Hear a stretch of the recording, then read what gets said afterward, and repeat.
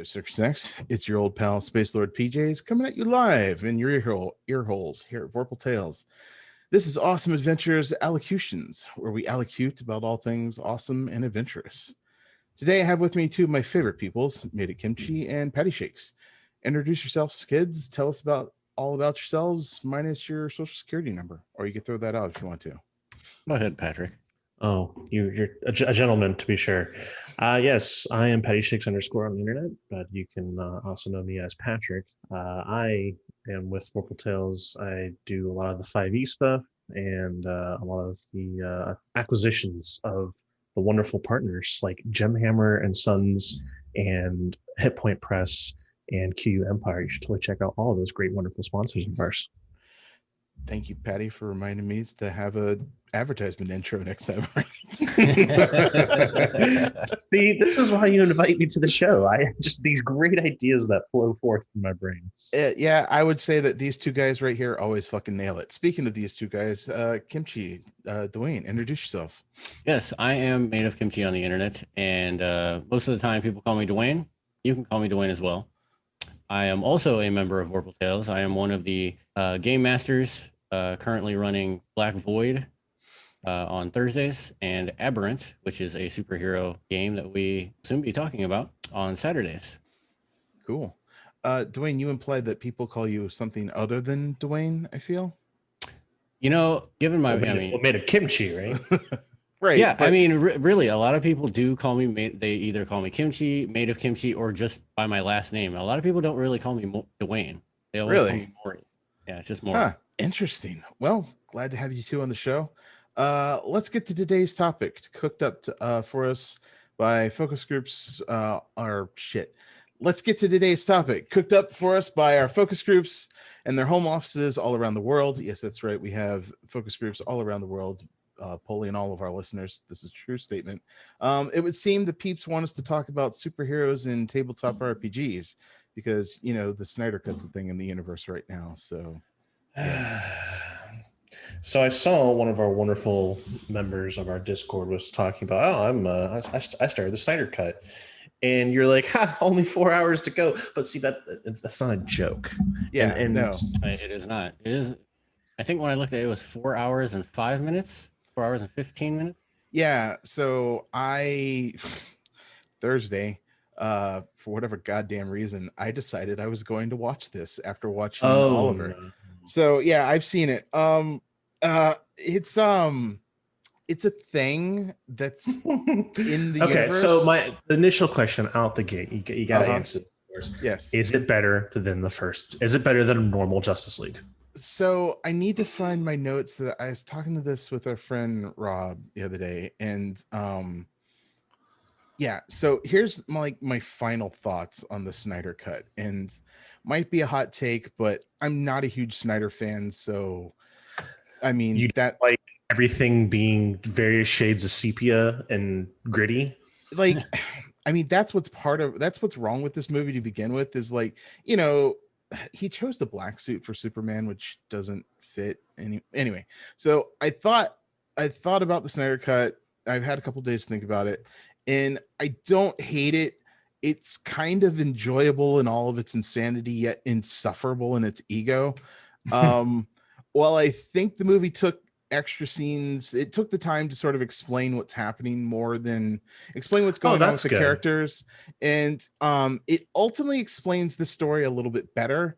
I don't think it's any better of a movie than what the shit Heel Whedon created. Like, I don't think it's going to save the DC movies. In fact, I feel it kind of further harms them just because of the length of the movie and the whole thing making people revisit a movie that they already unanimously said was bad. Right. So the whole thing just like, come revisit it because I swear it's super better this time. Like, not to discourage anybody from watching it, but the whole thing just feels unnecessary, and like you kind of feel like, oh, this just exists to get buy-ins on HBO Max. That's it. Like, I do have to agree with you. Did you see it? I'm only about an hour and a half in, Oh, but I'll be honest. When it's a movie where you're like, I'm only an hour and a half in, I had to take a break, really collect myself. No, I had to run the game tonight, so I had to stop.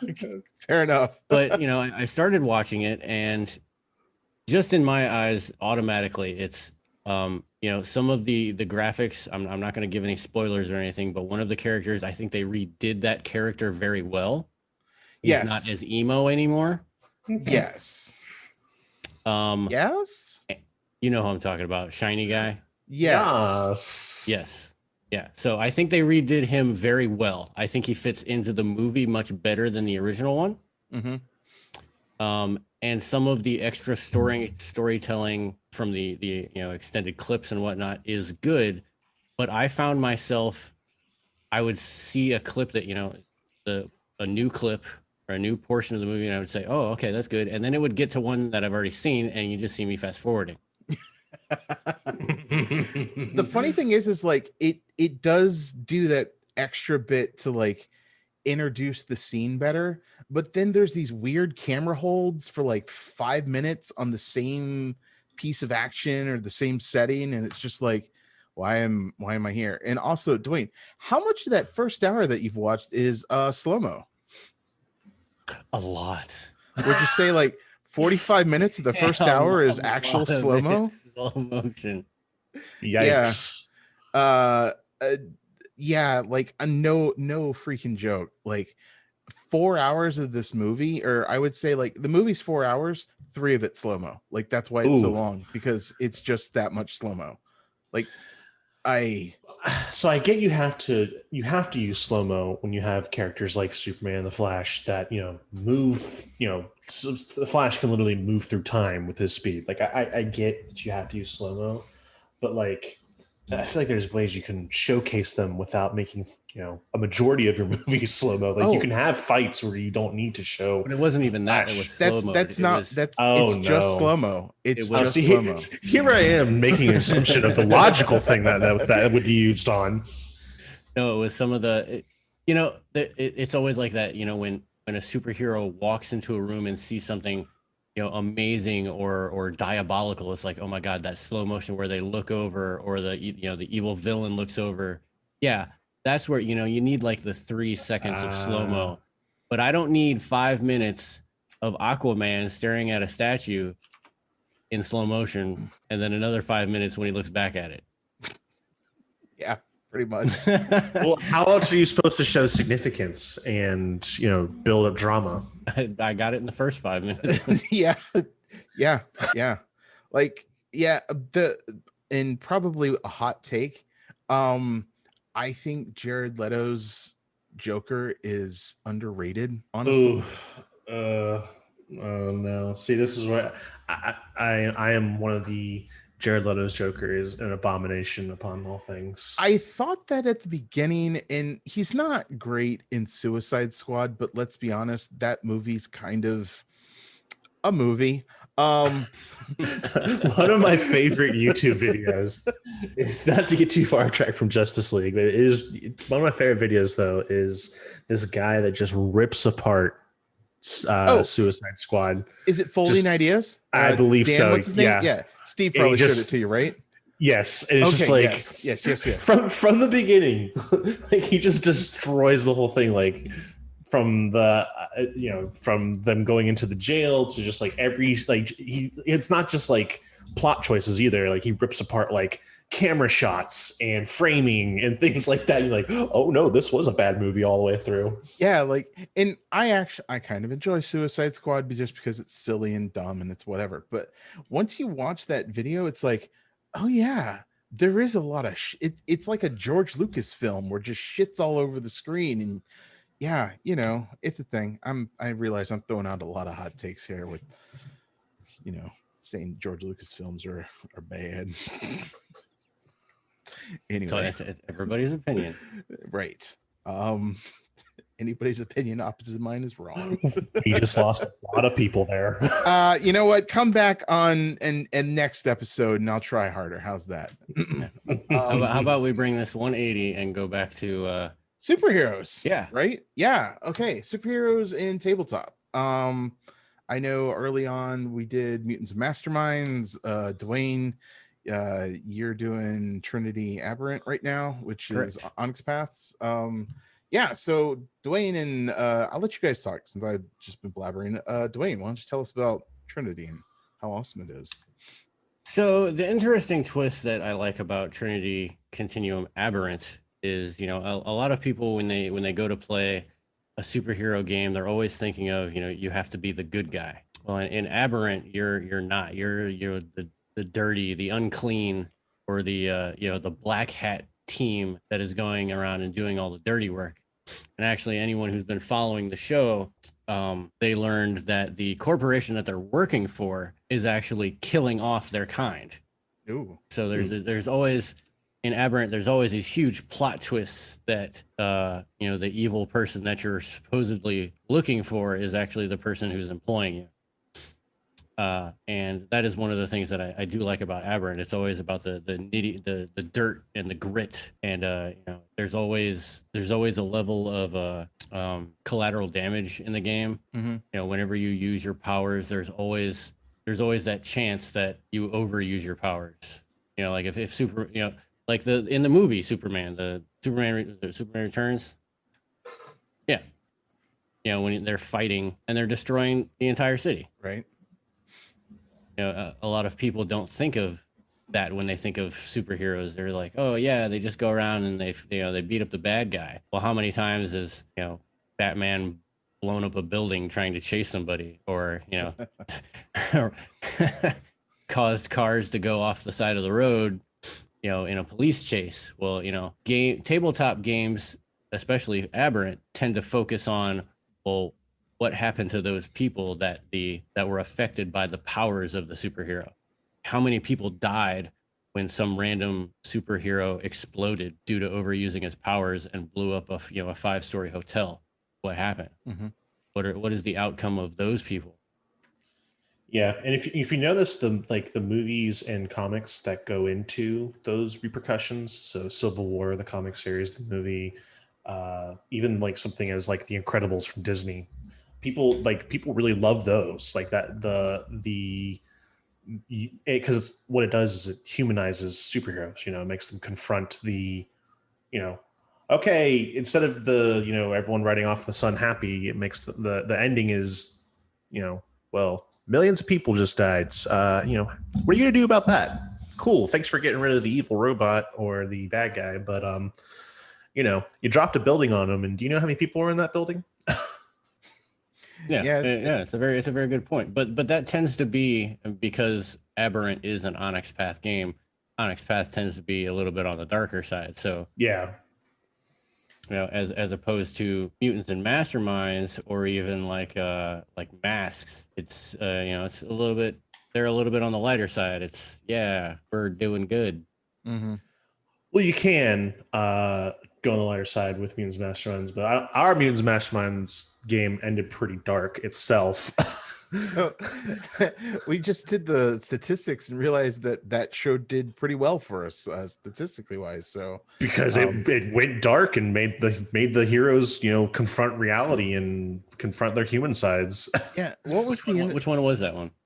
I missed the last one, so I don't remember. That's exactly right. You were not there. Yeah. So the ending of that series was the bad guys were there. Basically, what that had happened was the scientist inadvertently had a extra-dimensional being come through a portal that he had made a machine that created a portal, and an extra-dimensional being came through that portal, and it was stuck, and it didn't quite understand.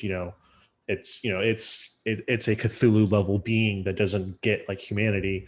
So the idea was to try to send it back, but the villains were trying to steal that technology and kind of use it for evil.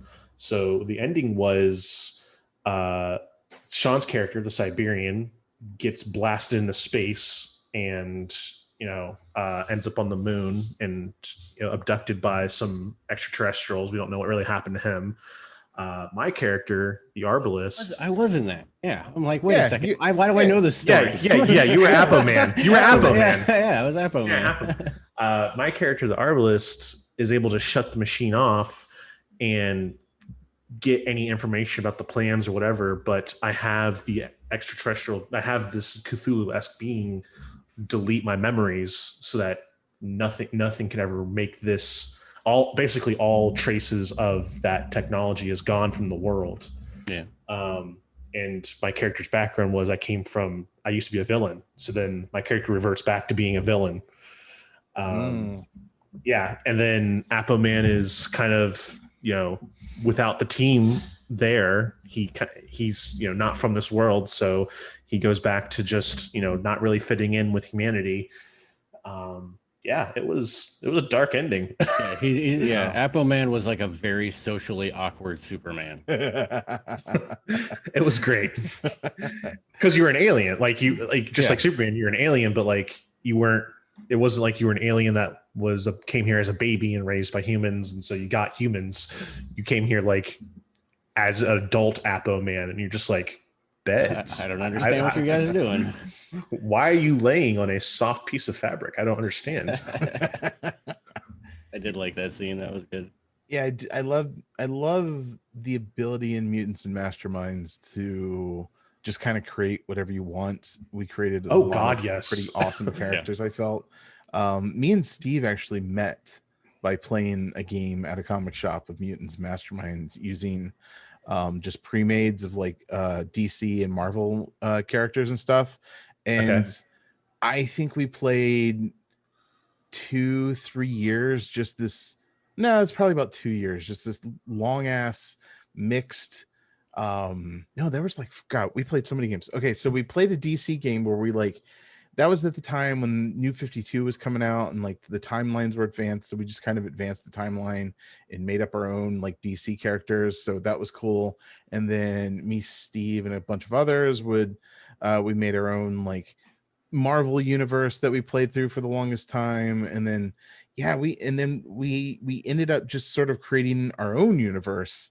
And that went on for like 2-3 years. And I still have it all, just a plethora of character sheets and plot devices and just like years worth of material to pull from. So it is a game it is a system, I would say, that you can do a long campaign, but you kind of need to do it in spurts and sort of shorter stories, and there's a longer arc going on.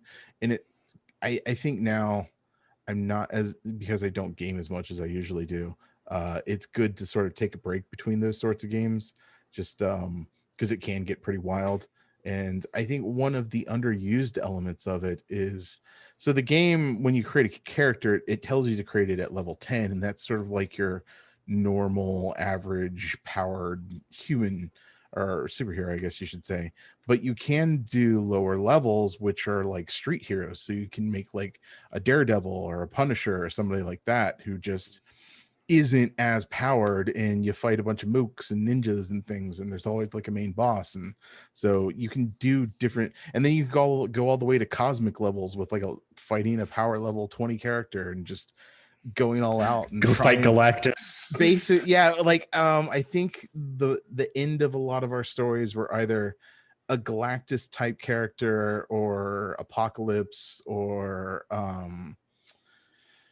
just an insanely powered, where you're just like, I have so many points, I don't know what more powers to give this thing. And just it gets pretty there was this whole forum where people were just making characters in like Superman, Batman, and we could just go steal them, or not steal them, we just go copy them. And we were able to.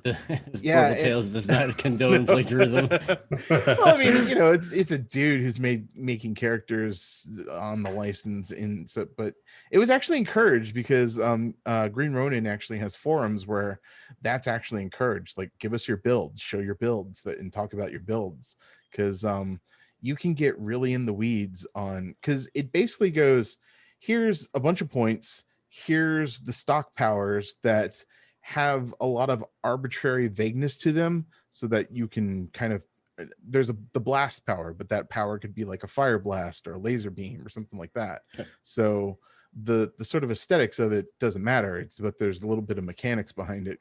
How much ever you put into that power is how strong it is, basically. So and you can mix match. You can have a laser beam that does damage, but then you can switch it so that it stuns or blinds or something like that. So it's really awesome that way. It's a really robust system. I think.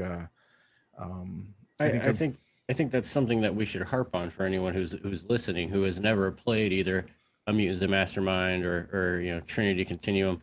When you're creating these superheroes, like Shawn said, in Mutants and Masterminds, you have a point system to where you can buy your powers. So it's not you could walk in with a concept to say, oh, I want to be like a Superman type character, but you've got to buy that super strength, and you've got to buy that, the laser eyes and flight and stuff like that. And it's the same thing in Aberrant. If you want to be a teleporter, well, how far are you able to teleport? Depending on how strong that teleportation spell is. Like if you wanted to be like Azazel from X-Men. Do you want to be able to teleport 10 feet, or do you want to be able to teleport a town away, or do you want to be able to teleport across the globe? And depending on how you want to build that character, the powers change and the costs change. And you might have something that's super powerful, you might have something that's a little bit weaker. And it's very the systems for building superheroes in almost any system is very fluid. Yeah, you're kind of like a mage with a bunch of powers, basically. Yeah. Patty, I know you're kind of newer to gaming, and you've done a lot with 5e. And when you dipped into Mutants and Masterminds, like how big of a deal was that for you? Did you enjoy it? So I didn't. I had the benefit of having all of you there. So what was really cool, and I recommend this to anybody who wants to kind of dip their toes, is try and get paired up, or at least work with somebody, or have a friend, or now that vaccines are coming out and the end times are endings here, go to a game shop that someone is that people have played these superhero systems, and make your character with them, because what I got to do was it was more of a kind of discussion of like, okay, like who are your favorite superheroes. And then what powers from those superheroes do you like, and which ones would you prefer over others, and things like that. And I basically Tyler made my character for me based off the discussion we were having. So that was really cool. But as far as doing actions or combat or anything like that, the system is fairly easy. It's just pick whatever skill it is. Like basically, it does a lot of, like you were saying, like your blast ability can be flavored as a laser beam or your sun bolts or whatever it is. So you just describe your character as, well, I'm gonna like jump off the roof all at the same time, like firing an arrow. Okay, just roll your attack. Like there's literally just something called like martial arts or attack or whatever. You just roll that, and then based on your successes, then you can describe this really cool superhero moment of jump off, and as I'm doing a flip through the air, I fire my arrow, and it hits. Whereas like in D&D, it's like I want to jump through the air, do a flip, and hit 3 guys with my arrow. Okay, well that's like an acrobatics check followed by an attack roll, followed by another attack roll at disadvantage, and then to see if you actually hit them in the chest or the head, I'm going to need a percentage roll to see if that to get where you want to go, since it's a called shot. Where in Mutant Masterminds, it's like, okay, yeah, you mean you're a superhero, so like that happens. I think that's one of those cool things that Mutants and Masterminds and like the storyteller systems, like movement speed and sort of like the mechanics are basically you can do stuff. Whereas in something like, say, the 5th edition is you can do these things, this array of things, but you can usually only do like 2 of those array of things during your turn. Whereas you can get much more cinematic with things with these superhero systems, which I think is a lot of fun, which lends itself to like some really good storytelling, I think. The idea of an action in 5e and in Pathfinder, it has a set rule, like an action can only be this. In a story path game, an action is like, what do you want to do during your scene? Yeah.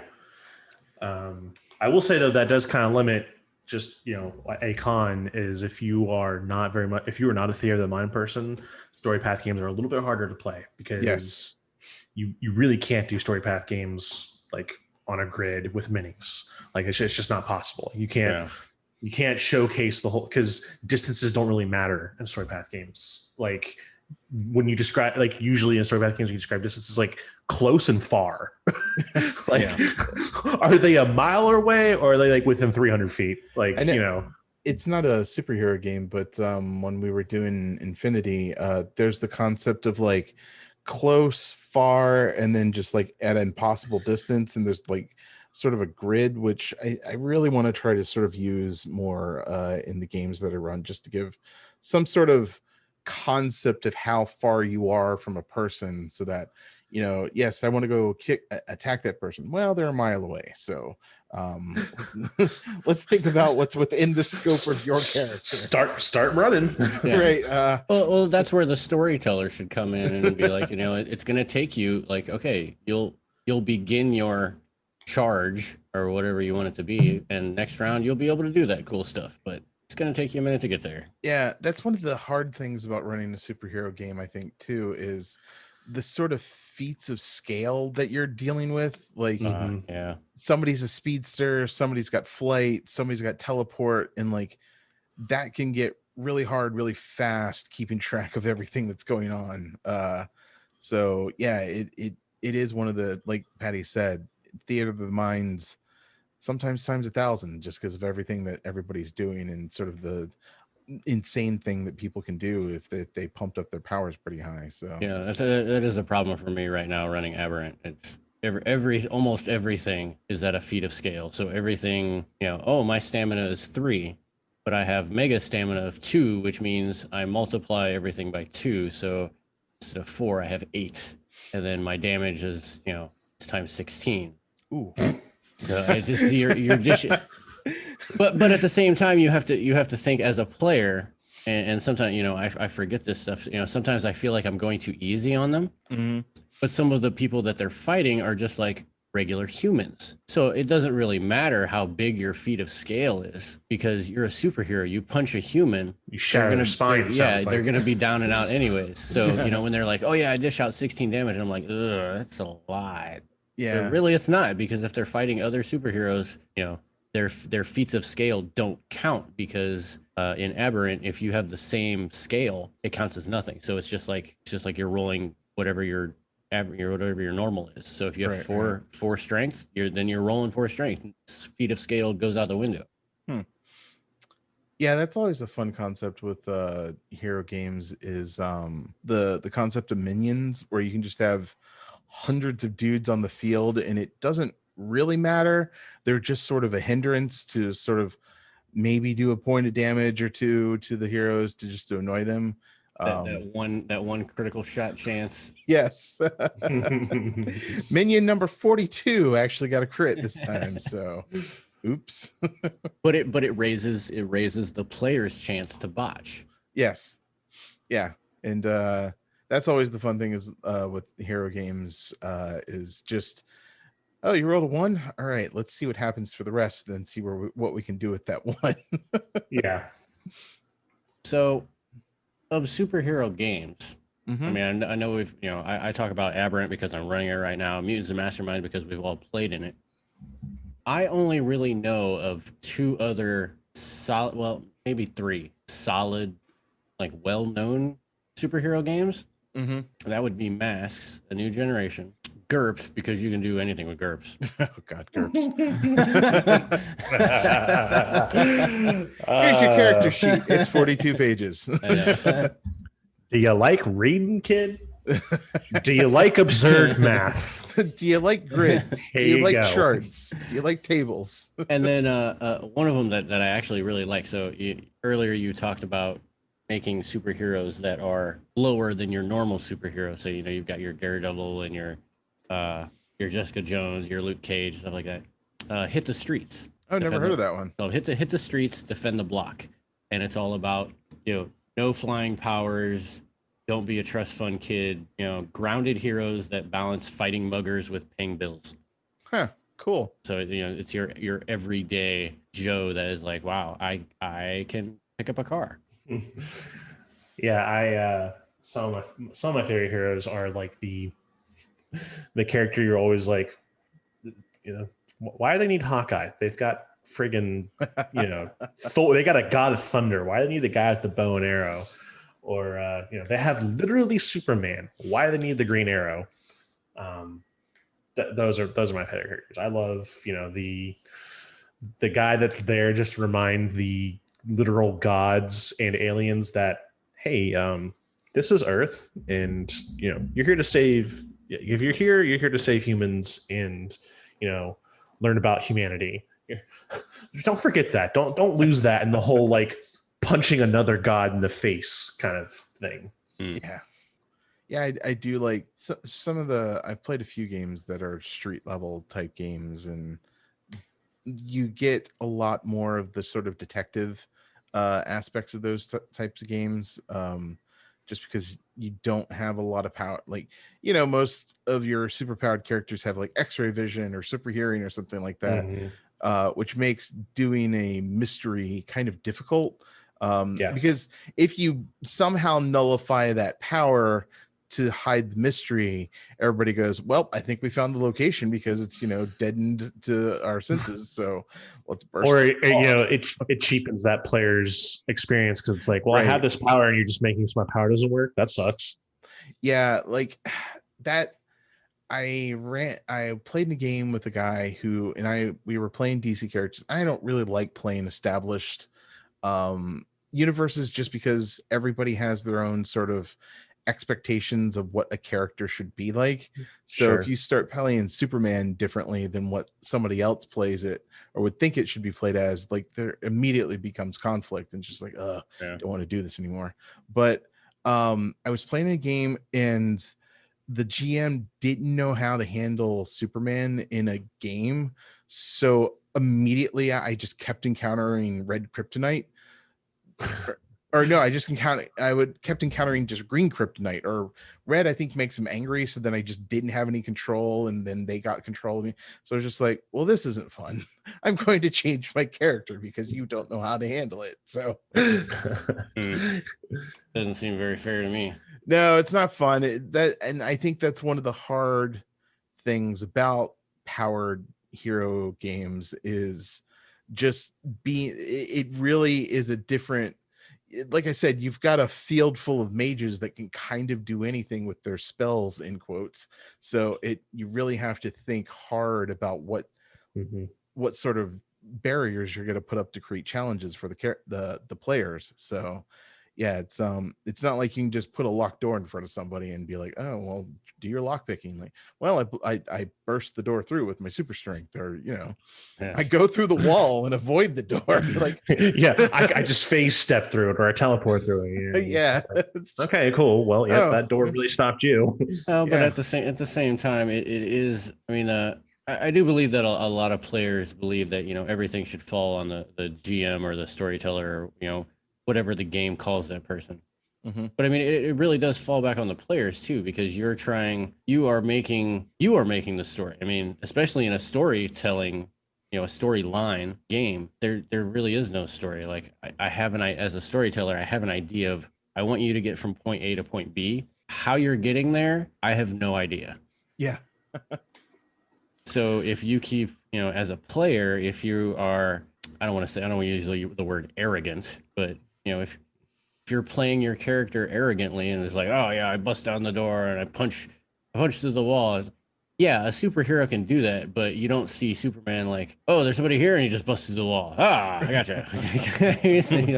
He'll wait outside for the person to come out, and then it's like, things like that. I don't think a lot of players in general tend to think of that like, oh yeah, I can shape the way that the story goes. Yeah, that's one of the things that I do differently for my superhero games is in most of my games, I usually have I have a point A, a point B, and like some stuff that I want to hit in the middle, just a small outline. With hero games or powered games, I tend to have to get a few more details in there just to cover, and it helps knowing what type of powered characters your players are playing, so that you can kind of make obstacles for them that don't cheapen, you don't throw kryptonite at them, but you might throw an indestructible door that's probably thicker than most, and it's going to take a couple of rounds to punch through, and then that, the strong man has to pound against it and roll a couple of times to try to get through it. So thinking about the materials that you're including in your environment is really important. Yeah, because while at the same time you don't want to just say someone's power doesn't work and then cheapen the experience, you also reward the player and let the strong man have his scene where he's strong and opens the door. I learned I think playing and GMing powered games was where I learned, don't depower the player, because that's the most frustrating thing in the world. Like they were given that, or they chose that power, they were given that power by their class or whatever. Don't steal that from them. That's theirs. That's their pride and joy. Find ways just to make that thing a little more difficult, but don't absolutely nullify it. Like that's the most infuriating thing I think I've ever encountered in gaming, is just, oh, okay, well, my shtick is broken, I can't do it now. Yeah, right. Like if you want to simplify, it's like, taking the bow away from Green Arrow. It's like, oh, okay, well, guess I'll stay here and twiddle my thumbs. Yep, I'm good. Well, the Green Arrow, is martial arts. He's called the Green Arrow. Okay, I don't know what. Yeah, if I wanted to use my martial arts, I'd have played Batman. Why do you think I picked the archery guy?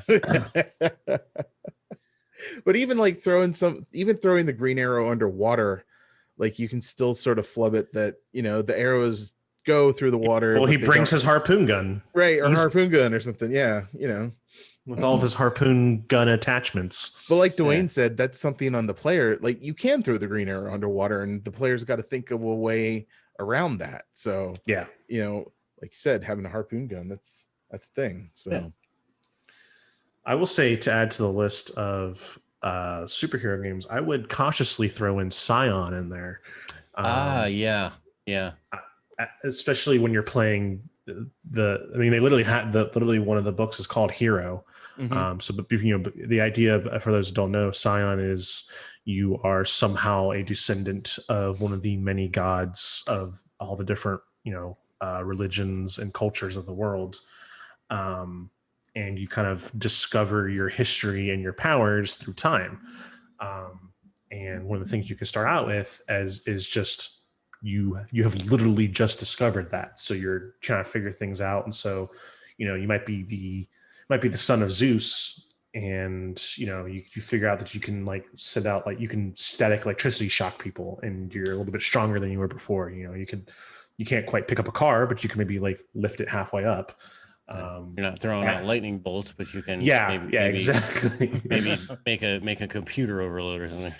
Yeah. So it allows for that development of then you become basically Zeus. Like you can go all the way to demigod, where you are hucking thunderbolts at people. So it kind of allows for that scaling.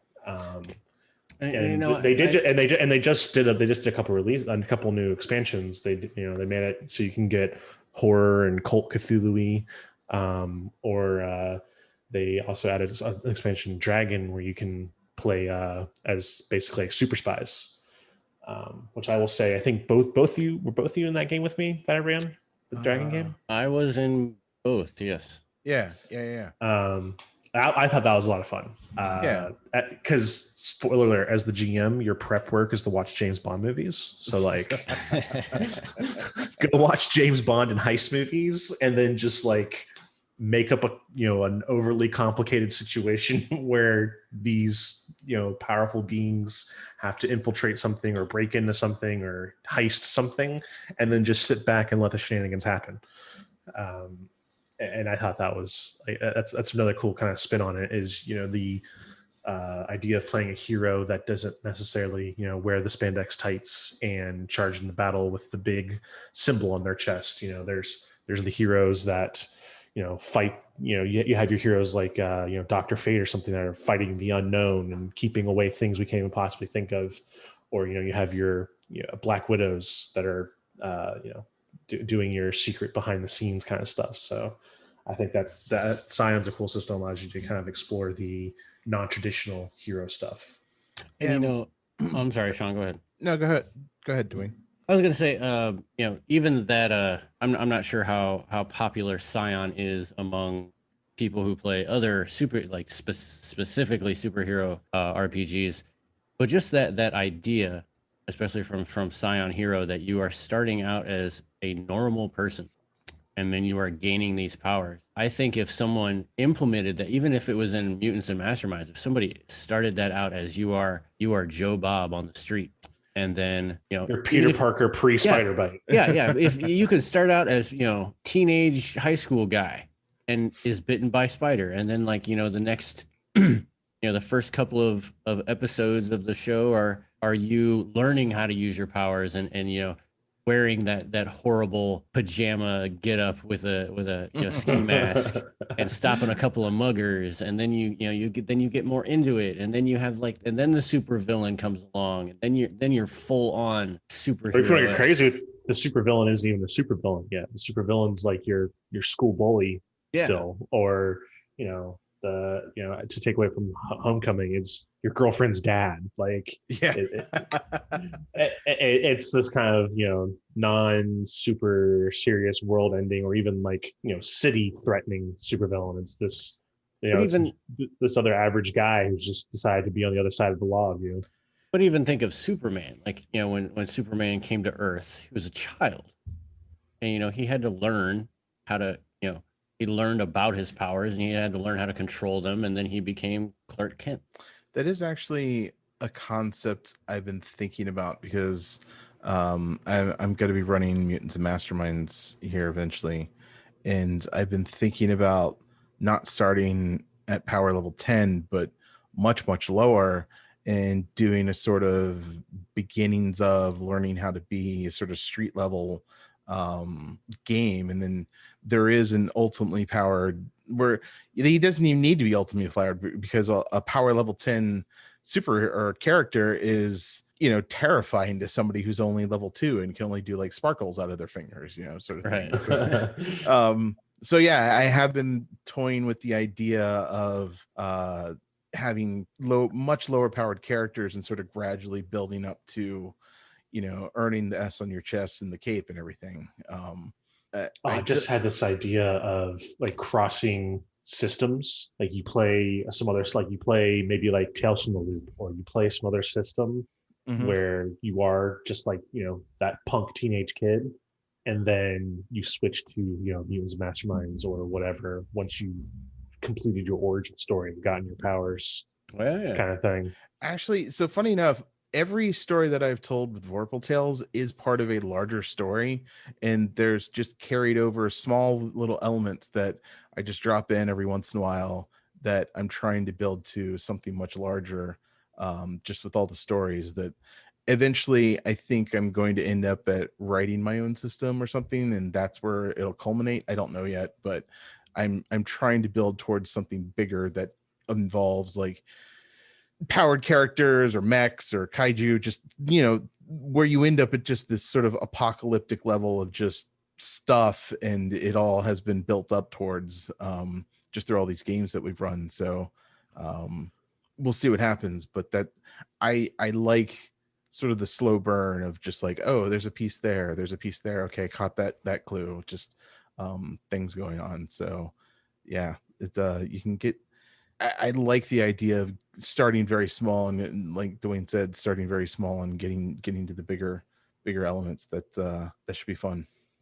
Sure. Almost like you start as Mystery Incorporated, and then become Ocean's 11, and then become the Justice League, or whatever, that kind of progression. Yeah, even the one guy who wants to be I want to be Iron Man. All right, well, think of how Iron Man came to be. Tony Stark just didn't wake up one day and he was Iron Man. Yeah, he started out as a normal dude. Well, I mean, a millionaire, but you know what I mean. He was just a guy. Yeah, and you probably, I feel like a early Iron Man character would probably be something like a Punisher, where you're using guns to go fight crime. Yeah, that's what you do. You make weapons. So eventually you upgrade those guns for power gauntlets or something, and then a whole suit. Right. And then that'd be really cool. Yeah, I would say it doesn't matter what any superhero, they always have some baseline story. Even Green Lantern. Help me out here. I'm horrible with comics. I mean, if you're talking about like a even something that's like very very majestic, and you're like, whoa. Well, I mean, take like Silver Surfer. I don't know the Silver Surfer story all that well, other than being the Herald of Galactus, but I don't know either, but I know he didn't. That's not what I mean. He didn't start out that way. Right. He was a dude and who liked surfing. He was a scientist, wasn't he? And then fell into a vat of silver solvent and I feel like you're mixing a couple stories there. Yeah. No, this is totally how that happened. This is this is canon now. This is canon. Yes. Okay. All right. I'll buy that for $1. Yeah. Yeah. Which Google it. Which now I expect somebody in our shows to make the gilded skateboarder, who's just a dude who fell into a gold vat and now it's just the gilded skateboarder. Yeah. That doesn't happen. I'm going to be very disappointed in all of you. A little bit of a Tony Hawk tribute. I'll be the rhinestone rollerblader. He officially retired. Rhinestone rollerblader. There you go. Ooh, I like it. God, Duane, now I want you to play on Wednesdays. Has anyone ever played City of Heroes?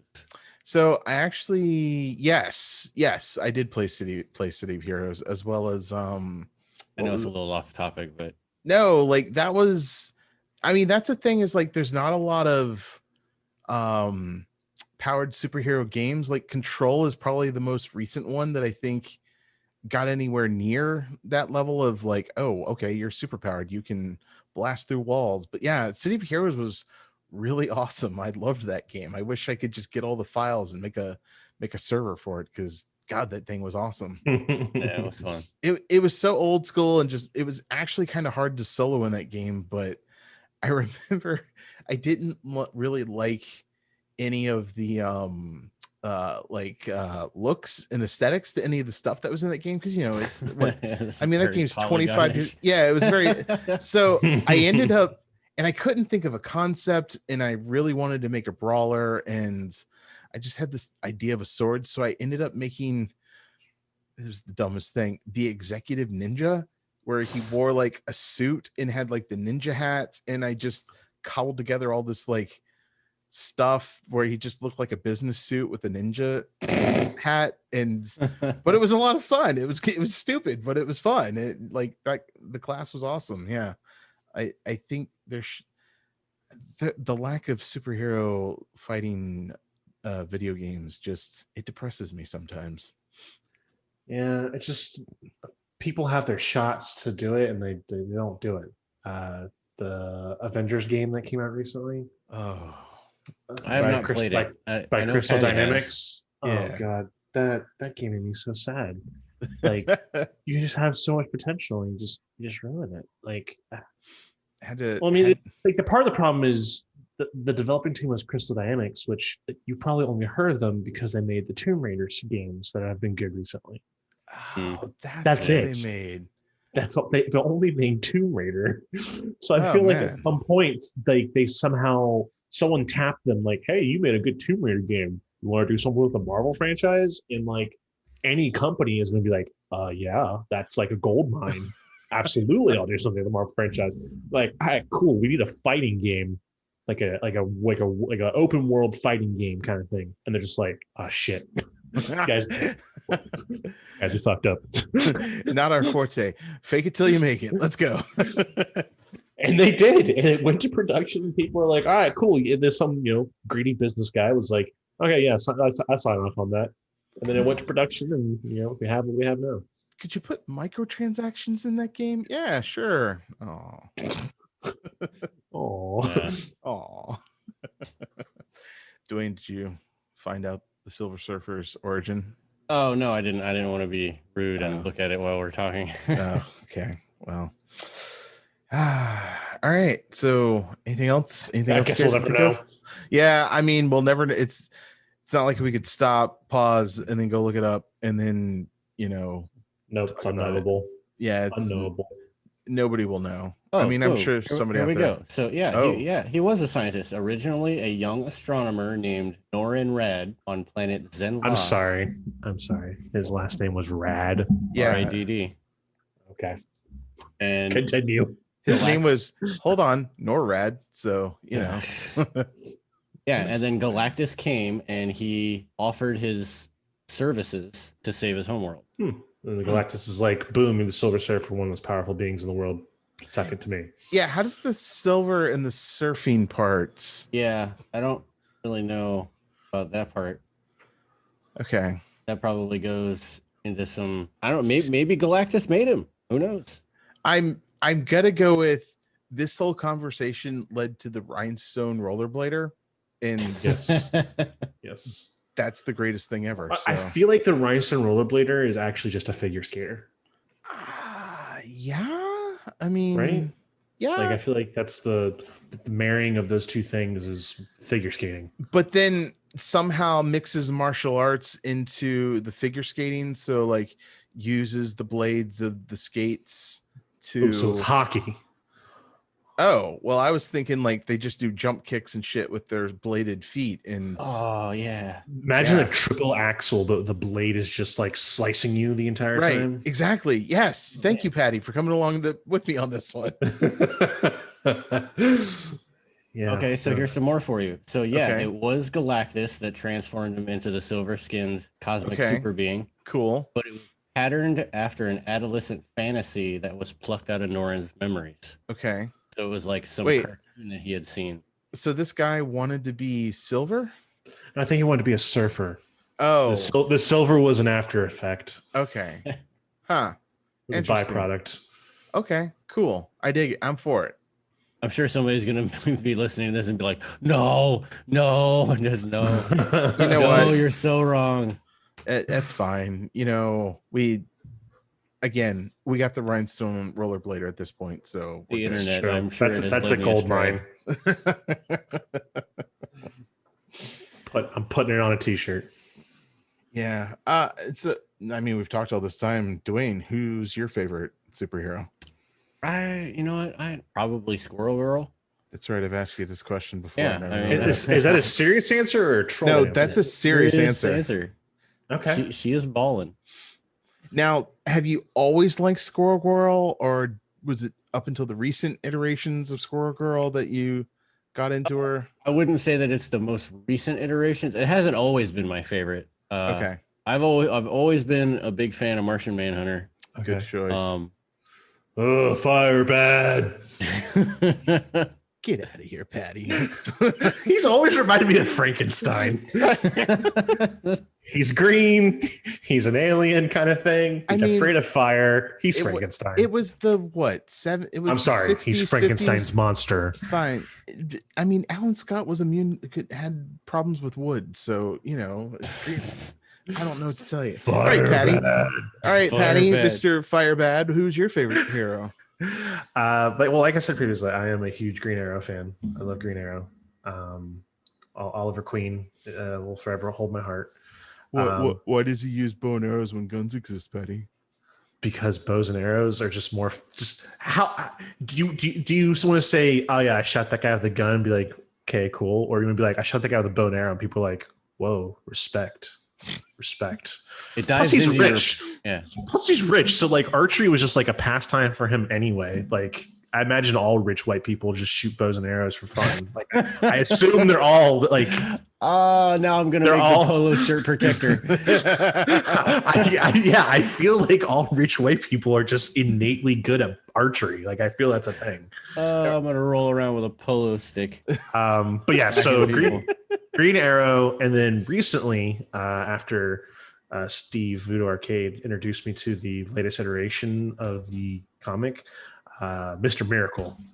Oh yeah, fantastic hero! Holy crap! Yeah, I heard that series is really, really good. And then, of course, my forever hero crush, and well, not really a hero, but comic book person crush will be Harley. Okay, like Harley Quinn. Yes. Oh, that's your cool. See, mine would be Power Girl. I was going for crushes. If you were one for crushes, Duane has ascended beyond that. Duane's He's like, on a higher plane. crushes are beneath me, but But if I was to partake in one, if you're gonna twist my arm on it, not that round not us that I've out. spent Round us out, days Shawn. thinking about this, but let me answer your question quickly. Round us out, Shawn. How about you? I have always been a huge fan of Spider-Man. Like, Okay, yeah, he is, can't go wrong with Friendly Neighborhood Spider-Man. yeah, my first actual like real comic that I got was a Spider-Man issue, and just kind of loved him ever since. I did love the Fox cartoon. That was really good. All the movies have been great for me. And then recently, well, not recently, back when I got back into comics and actually learned Mutants Masterminds around and somewhere in the middle of the 2000s, Marvel decided that it was time to reintroduce the cosmic universe. And so they invented the Guardians of the Galaxy with Star-Lord and all those. I love Star-Lord and like Nova. Those are two of my favorites. Sure. Yeah, just I am a huge fan of just big spaces, big things, big explosions, and you can do that at cosmic level and it's not a problem. And yeah, I'm sorry, I'm not laughing at that. As soon as you said big open spaces, all I could think of was Dixie Chicks singing Wide Open Spaces. just explosions. Wide open spaces. Oh, Okay, man. that's DMCA right there. Yep, we're done. Man. All right, cool. Wow. Yeah. Yeah, so but basically Spider-Man. In fact, when we did back when me and Steve and all of our friends played Utes and Masterminds, we rotated the GM and I would play Spider-Man, and I love that character. Just the ability to swing and use the webs as weapons and snares, and just he's strong, so you can lift cars and throw those. Just a really fun character to play. So is that your favorite superhero and your crush? Man, that's a good question. That's a really good question. I can't really think of a crush. Oh, come on, you were a boy. That's a lie. That's a lie. Well, no, He's just like, embarrassed. No, it's not that. Like, I can't think of who it was at the time, just because I haven't had to think about that in a really long time. Yeah, I don't think about that at all anymore. I mean, looks away. when I was in middle school, I used to read a lot of. I mean, it's not really, wouldn't really consider it a superhero, but I used to read Witchblade all the time. Yeah, Witchblade that's right. Comics, the Dark Horse comics. Yeah. I went back and read a few of those and was like, yeah, I see why I didn't get into this. Nothing against Witchblade, just not my thing. Come on, don't weasel your way out of it. You gotta Yeah. No. Don't think we forgot. No, I'm trying to think. I mean, I don't think I had a comic book crush. Maybe, I don't know. I mean, with Spider-Man, it was probably Mary Jane, but that makes sense. Mr. Vanilla over here. I mean, yeah, sorry. You know, sorry. I'll be the white bread. Sorry, I'm not crushing on Power Girl. My bad. That's true. Yeah, okay, that's fair. Cool. So, any other thoughts? Any final thoughts? Anything in your brain left in your brain holes? I mean, I guess my only real, not even like a final thought, but more like a final comment is, you know, if you are especially if you're a fan of comics, and you do decide to get into a game like Mutants and Masterminds or Aberrant or any of the other games that we've mentioned that have to do with superpowers or powered gameplay, get out of your box. that did sound kind of bad, but I feel like that. Get good, gamer, new gamer. Jesus. You, hey kid, the one who only plays 5e, stop being lame. I probably should have said step outside of the box. There, okay, that's a bit better. Bit better. Yeah, step outside of of your box and your favorite characters and try and play something else. Or even play your different character, but with these game systems, you can variate them. Is that even a word? To variate them? Yes, You it is can now. variate them. It's a word now, yeah. And I would say if you're going to run a game and you've never run a superhero game before, just go read like 5 different comics, mash those together, and just use those plots. Like, Yeah. just because it can get a little overwhelming. So stick to what you know. Keep it small. Don't try to go big. You end up in weird places if you do. Yeah, don't try to have them form the Avengers straight out the gate. Yeah, no, don't do like and that's probably the more enjoyable thing in superhero games is I always try to keep everybody separate so that you do get that newness and everybody sort of latches on to who they like, and you do build an Avengers event. Look, by like your 3rd session, everybody's sort of riffing and doing whatever with each other, and it's pretty great. So yeah, just and I think too with the powers and everything, it's kind of hard to find your voice of your character, but don't worry, it comes pretty quickly. Yep. Anyway, yeah. Actually, I will say one more and then I'm done.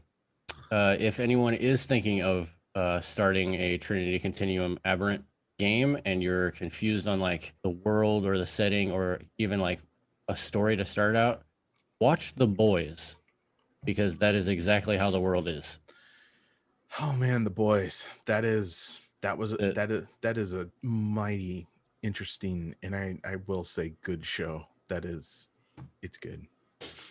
Yeah, that the way that the superheroes in The Boys are treated are exactly how they are treated in that game. Yeah, I feel like when Tyler was telling me the story behind Aberrant, I was just like, oh, that just sounds like The Boys. Yeah, it pretty much is. Yeah, it's a company that has their own team of like superstars, and everybody else is just like social media people.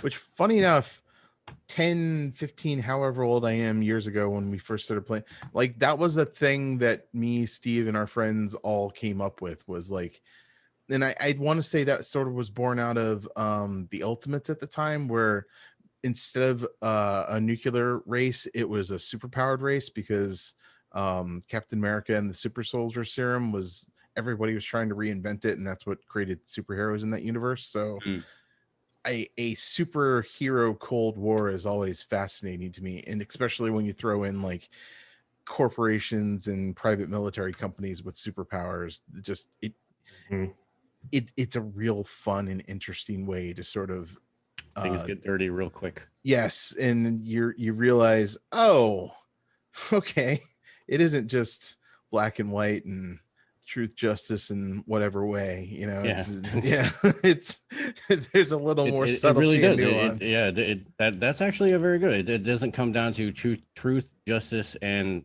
insert way. It comes down to the right or wrong way. Yeah. What is, and I don't even want to say the moral way, just the more better for everyone way. I don't know. Yeah, just that's good. What's the most altruistic thing that you could do or answer you could come up with, but still ends up just the better of two evils. Yeah. Hate those choices. Cool. Patty, any final thoughts? Anything?